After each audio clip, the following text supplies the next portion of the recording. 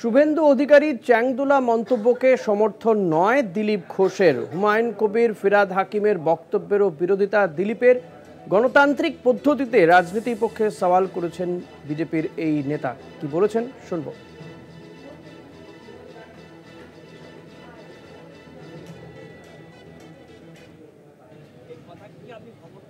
কোনোটাই আমি সমর্থন করি না। গণতান্ত্রিক পদ্ধতির মধ্যে হোক, কিন্তু দায়িত্বটা সরকারকে নিতে হবে যাতে পিসফুল সবকিছু হয়। কোনোটাই আমি সমর্থন করি না। গণতান্ত্রিক পদ্ধতির মধ্যে হোক, কিন্তু দায়িত্বটা সরকারকে নিতে হবে যাতে পিসফুল সবকিছু হয়। এ নিয়ে আমরা কথা বলবো বিশেষ প্রতিনিধি দেবজ্যোতি ঘোষের সঙ্গে।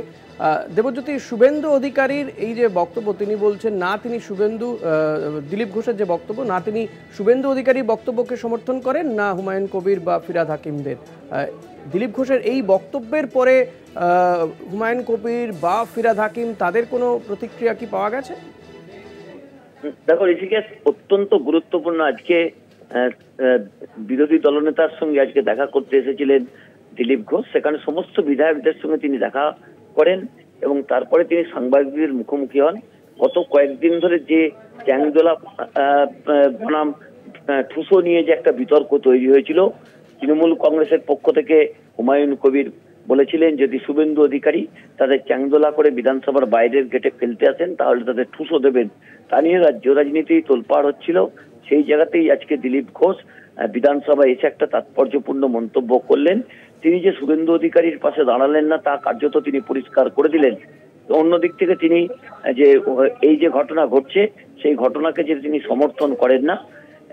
দিলীপ ঘোষ একটা অত্যন্ত রাজনৈতিকভাবে একটা বিতর্কিত ব্যক্তিত্ব, গরম গরম বক্তব্য রাখেন, কিন্তু সেই দিলীপ ঘোষ আজকে হঠাৎ করে বিধানসভায় এসে শুভেন্দু অধিকারী যে বক্তব্য রেখেছেন তা কার্যত খারিজ করে দিয়েছেন।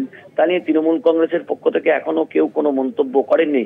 তবে আরো একটি বিষয়কে তিনি চাগিয়ে দিলেন যে রাজ্য সভাপতি নিয়ে যে জল্পনা চলছিল সেই জায়গাতে তিনি একটা ইঙ্গিতপূর্ণ মন্তব্য করেছেন। তিনি বলেছেন ফার্স্ট ইনিংস তিনি খেলেছেন, সেকেন্ড ইনিংস খেলেছেন, যে কোনো পরিস্থিতির জন্য তিনি তৈরি। একটা নতুন জল্পনা তিনি সৃষ্টি করে দিয়েছেন। অর্থাৎ আজকে শুভেন্দু অধিকারীর ঘরে এলেন, মধ্যাহ্নভোজ করলেন, তারপরে কিন্তু আবার শুভেন্দু অধিকারীর বক্তব্যের বিরোধিতাও কিন্তু করলেন আজকে দিলীপ ঘোষ। ধন্যবাদ দেবজ্যোতি। কথা বলছিলাম বিশেষ প্রতিনিধি দেবজ্যোতি ঘোষের সঙ্গে। এই নিয়ে আমরা কথা বলবো। নিউজরুমে রয়েছেন আমাদের বিশেষ প্রতিনিধি অঞ্জন রায়। অঞ্জনদা, দিলীপ ঘোষের এই যে মন্তব্য, তিনি শুভেন্দু অধিকারীর বক্তব্যকে সমর্থন করছে না, পাশাপাশি আমরা দেখেছি শুভেন্দু অধিকারীর এই বক্তব্য নিয়ে শাসক দলের বিধায়কদের মধ্যেও নানান বক্তব্য পাওয়া গিয়েছে।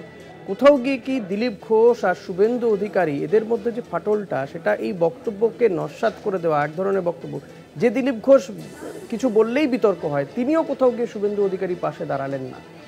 দেখো, যদি এইভাবে ব্যাখ্যা করো বিষয়টাকে তাহলে আরও বোধহয় ভালো হবে যে 294টা আসনের মধ্যে প্রায় 30% আসন, মানে ধরো প্রায় 89টা আসন হচ্ছে সংখ্যালঘু ভোটে এই রাজ্যে নির্ধারিত হয়। একটা রাজনৈতিক দলের পক্ষে এই 89টা আসন কি ছেড়ে দেওয়া সম্ভব? যদি সত্যিই ছেড়ে দেয় তাহলে তো শাসক দল এমনিতেই জিতে গেল। আর কিছু আসন, 60-70টা আসন পেলেই তো 2026-এ ক্ষমতায় চলে আসবে। এইটা অনুভব করতে শুরু করেছে বিজেপি।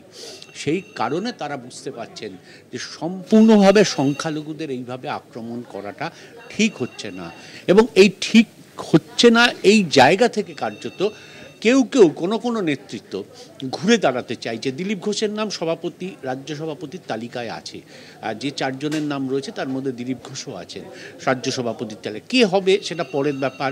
সুকান্ত মজুমদার কন্টিনিউ করতে পারেন, এরকমও সম্ভাবনা আছে। কিন্তু এখনই দাঁড়িয়ে দিলীপ ঘোষ বাড়তি কোনো কথা বলতে চাইছেন না এই নিয়ে, তাই তিনি সরাসরি শুভেন্দুর বিরোধিতায় চলে গেলেন। তুমি খুব লক্ষ্য করে দেখবে, আমরাও কালকে বলেছিলাম যে যখন সুকান্ত মজুমদার বাড়িতে সাংসদদের নিয়ে বৈঠক করলেন, পার্টি করলেন, ঠিক তার পরের দিন দিলীপ ঘোষ বিধানসভায় গিয়ে বিধানসভায় বিধায়কদের নিয়ে বসলেন, গল্প করলেন, আলাপ আলোচনা করলেন। এটা কাকতালীয় হতে পারে, আবার এটাও হতে পারে যে দিলীপ ঘোষ হয়তো জেনে গেছে যে তিনি সভাপতি হতে পারেন, তাই এখন থেকে কার্যত একটা চ্যালেঞ্জ ছুড়ে দেওয়ার চেষ্টা করছেন। এবং সেখানে দাঁড়িয়ে তার যে দীর্ঘদিনের একটা বিরোধ, শুভেন্দু অধিকারী, একসময় বাবুল সুপ্রিয়, সেটা বাইরে দাঁড়িয়ে তিনি পরিষ্কার করে দিয়ে গেলেন যে তিনি যদি দায়িত্ব পান তাহলে এই ধরনের সাম্প্রদায়িক মন্তব্য যাতে কেউ না করে, কার্যত সেটাই তিনি বিধানসভার গেটে সতর্ক করে দিলেন, অবশ্যই সেটা শুভেন্দু অধিকারীকে উদ্দেশ্য করে। অঞ্জনদা, আর একটা বিষয়ে জানতে চাইবো, এই যে আপনি যেমনটা বলছিলেন যে আমরা গতকালই দেখেছি যে সুকান্ত মজুমদার তিনি সাংসদদের নিয়ে বসলেন, যেখানে শুভেন্দু অধিকারীও ছিলেন, আজকেই দিলীপ ঘোষ আবার বিধায়কদের নিয়ে বসলেন বিধানসভাতে। বিধানসভা নির্বাচনের ক্যাম্পেনের আগে কি এটা দলীয় স্তরে নিজেদের মধ্যে একটা ক্যাম্পেনিং স্টার্ট হয়ে গেছে যে কে হবেন রাজ্য সভাপতি বা কে থাকবেন সেটা নিয়ে, যাতে একটা কনফিডেন্স পাওয়া যায় দলেরই সাংসদ বিধায়কদের, সেটারই চেষ্টা চলছে একটা? দেখো, ওই যে তোমাকে আমি কিছুক্ষণ আগে বললাম যে আমরা কালকেও বলেছি এটা কাকতালীয় হতে পারে, আবার পুরোটা একটা পাল্টা চ্যালেঞ্জ হতে পারে।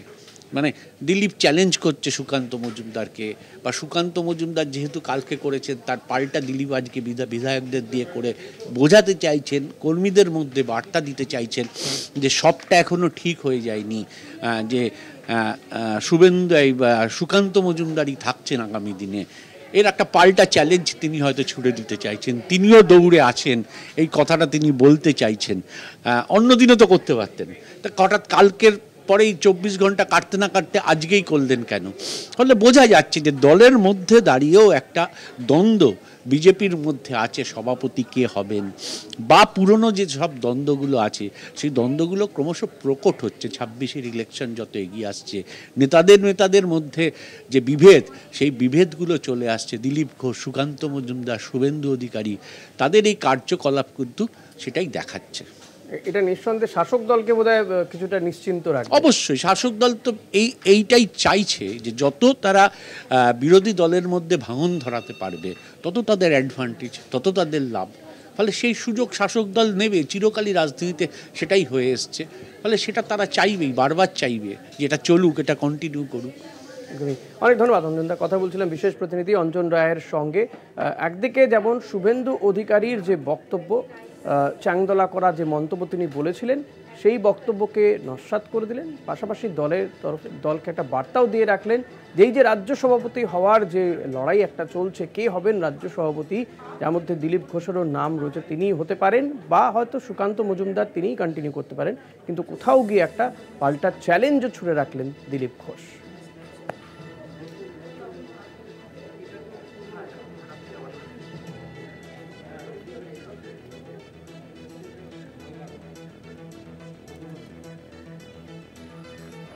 শুভেন্দু অধিকারীকে পাশে নিয়েই আজকে বিধানসভায় বিধায়কদের সঙ্গে বৈঠক করেন দিলীপ ঘোষ।